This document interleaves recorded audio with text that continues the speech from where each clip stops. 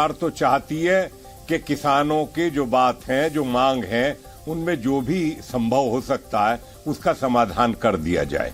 सरकार बहुत साफ नीयत से बात कर रही है।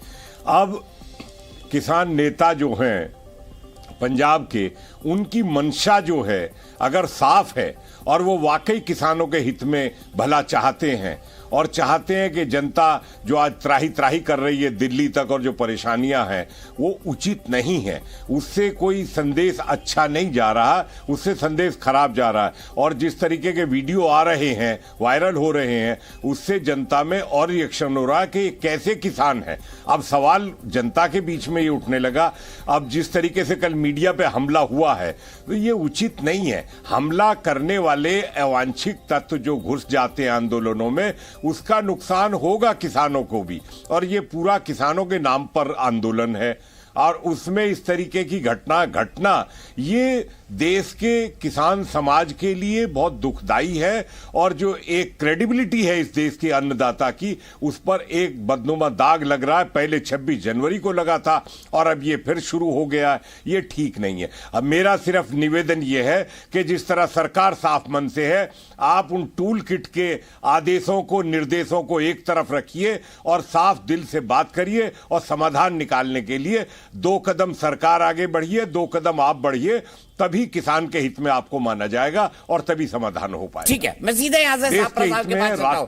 साहब, ये तो जिस तरह के बयान आ रहे हैं आंदोलनकारी किसानों से, ऐसा लग रहा है कि किसी राजनीतिक पार्टी से प्रभावित है। तो पासी साहब की पार्टी आप है और आपकी पार्टी कांग्रेस है, जिन्होंने किसानों को भरपूर समर्थन दिया है। हम भी इन किसानों को समर्थन दे रहे हैं, पर जिस तरह के बयान सामने आ रहे हैं उसको देखकर चरण सिंह साहब क्या लगता है? फिर बीजेपी कहेगी ये टूल किट का हिस्सा है। हालांकि मैंने आज बीजेपी के प्रवक्ता को बुलाया था, मैं आपको बता दूं कि उन्होंने इस बहस को ज्वाइन नहीं किया है। चरण सिंह साहब, आप अपनी बात कही। देखिए दीपक जी, बीजेपी या बीजेपी के जैसे विचार रखने वाले लोग जो हैं वो चाहे जो मर्जी कहें, लेकिन सच्चाई तो इसमें भी है कि किसानों को जो वादा किया था आदरणीय प्रधानमंत्री जी ने, वो एक भी वादे को उन्होंने पूरा नहीं किया। उन्होंने कहा था कि हम एमएसपी की गारंटी देंगे, कानूनी जामा पहनाएंगे, 2 साल पहले उन्होंने कहा, उसके ऊपर कुछ नहीं किया है। C2 प्लस 50% का वादा किया था। 2022 तक किसानों की आय दुगनी करने की बात हमने तो नहीं की थी, आदरणीय मोदी जी ने की थी। तो फिर अपना वादा पूरा करिए। लखीमपुर खीरी के अंदर अगर किसान को टायरों थले रौंदा गया है, अगर किसान कह रहे हैं कि हमारे साथ न्याय होना चाहिए और उस केस का हल निकलना चाहिए, तो उसके ऊपर सरकार की जवाबदारी होती है। इसी तरह से जितने भी उनके मुद्दे हैं, 5-7 मुद्दे जो किसानों के हैं, वो सब वाजिब मुद्दे हैं। और अगर वाजिब मुद्दों को लेकर के लोकतंत्र के अंदर वो प्रदर्शन करते हैं तो फिर पुलिस उनको क्यों रोकना चाहती है? आपको याद दिलाना चाहूंगा, आदरणीय राजीव गांधी जी ने महेंद्र सिंह टिकैत को दिल्ली में बोट क्लब, यानी जो बिल्कुल 2 किलोमीटर राजभवन से या पार्लियामेंट से है, वहां पर उनको बैठने की इजाजत दी थी। वहां पर खुद राजीव गांधी जी गए, किसान नेताओं से बात की और उसका हल निकालने का प्रयास किया। तो नरेंद्र मोदी जी क्यों डरते हैं किसानों से? अरे भाई, जो किसान का नहीं वो किसी काम का नहीं।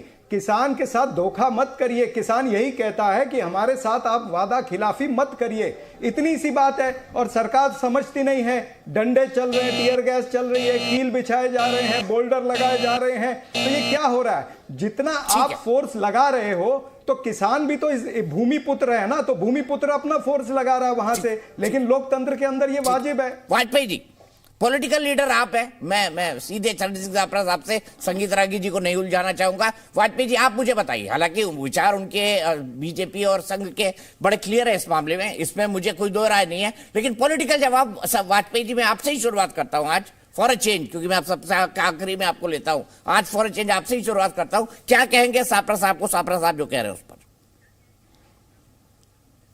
सापरा साहब तो कोरी राजनीति कर रहे हैं। जरा पीछे भी देखो ना, पीछे पिछले 2 साल पहले, 1.5 साल पहले जब आंदोलन किया था इन लोगों ने, तो कहाँ लाल किले पे क्या हुआ था? वो तलवार लेके लोग लड़ रहे थे, आईटीओ पे ट्रैक्टर लेके के गाड़ी पे चढ़ने की नौबत आ गई थी, कितनी हिंसा हुई थी। और दिल्ली बॉर्डर पे क्या हिंसा हुई की थी किसानों ने। किसानों की आड़ में अभी आपका स्टेटमेंट आपके टीवी पे ही चल रहा है कि मोदी का ग्राफ गिराना है।